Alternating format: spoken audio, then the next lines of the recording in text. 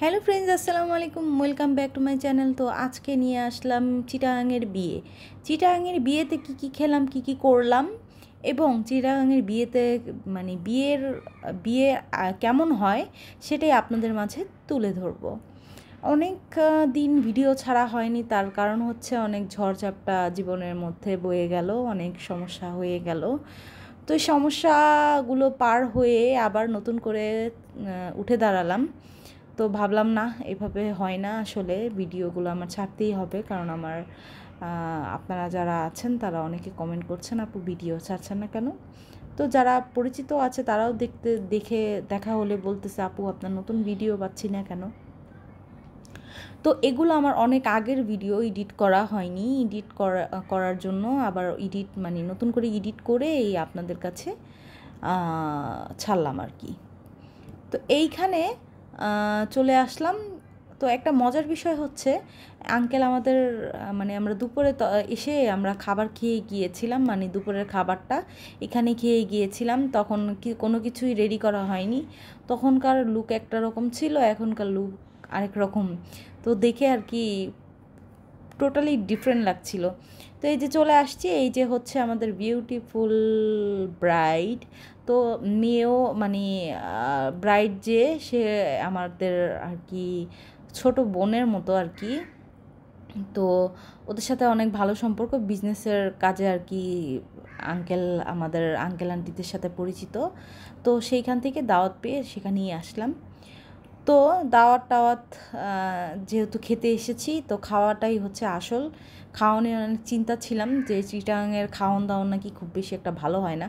তো যাই হোক, জানি না, তো খেতে বসলাম, খাবারটা ভালোই হয়েছিল। তো এখানে কাচ্চির আইটেম করেছে, কাবাবের আইটেম করেছে, আর হচ্ছে নর্মালি আমাদের এখন ঢাকার বিয়েতে যা আর কি খাওয়ানো হয় সেগুলোই ছিল। তো আমি নিলাম। আর একটা জিনিস ছিল, সেটা হচ্ছে ভাত আইটেমটা ছিল। তো আমি কাচ্চি আমার বেশি একটা ভালো লাগে না, তাই আমি ভাতেই নিলাম। ভাতের সাথে খাসির মাংস নিলাম, তারপরে চাটনি নিলাম। এগুলো খেয়ে দিয়ে তারপরে যে মিষ্টি ছিল, মিষ্টি খেলাম। খেয়ে তারপরে ভাবলাম একটু পুরাটা ঘুরে আপনাদেরকে দেখাই। তো আমি মনে মনে ভাবতেছিলাম যে দুপুরে এসে গেলাম তখন কেমন দেখাচ্ছিল, আর এখন যখন ডেকোরেশন সব কিছু আসলে সৌন্দর্যের উপরে নির্ভর করে। তো ডেকোরেশনটা দেখে এখন জোস লাগছিল যে অনেক সুন্দর হয়েছে ডেকোরেশনটা।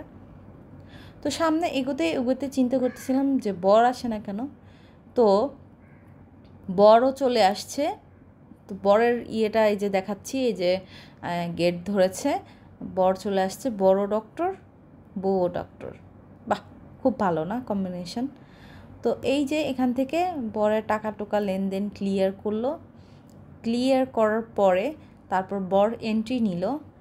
এন্ট্রি নেওয়ার পরে তো আমি চাচ্ছিলাম যে একটু কাছে থেকে যেয়ে বর আর ব্রাইডের আর কি একটু ভিডিও করি বা দেখাই আপনাদেরকে সবাইকে, কিন্তু সেই সুযোগটা আমার বেশি একটা হয়ে ওঠে নাই, কারণ অনেক বেশি ক্রাউডনেস ছিল। বুঝেনি তো, বিয়ে বাড়ি বলে কথা। আর আমরা তেমন কাউকে চিনিও না, তেমন কাউকে বলতে কি কাউকেই চিনি না, শুধু আঙ্কেল আন্টি আর তার মেয়ে আর ছেলেদের ছাড়া আর কাউকেই চিনি না। তো এইখান থেকে যে বর আর ব্রাইড স্টেজের দিকে উঠতেছে, আর ছবি তোলার স্পেস পাচ্ছিলাম না, ভিডিও করার স্পেস পাচ্ছিলাম না। ভিডিও ম্যানরা বলতেছিল যে আমাদের ভিডিও কেটে যাবে বা নষ্ট হয়ে যাবে, এরকম একটা চিন্তা ভাবনা তাদের ভিতরে কাজ করতেছিল। তো সামনে আর যেতে পারিনি, পিছন থেকে যতটুকু পেরেছি অতটুকুই নিয়েছিলাম। তো এই যে দেখেন জামাই বউ। আসলে এই ভিডিওটা যদি ভালো লেগে থাকে অবশ্যই লাইক করবেন, শেয়ার করবেন, সাবস্ক্রাইব করবেন। Bye bye.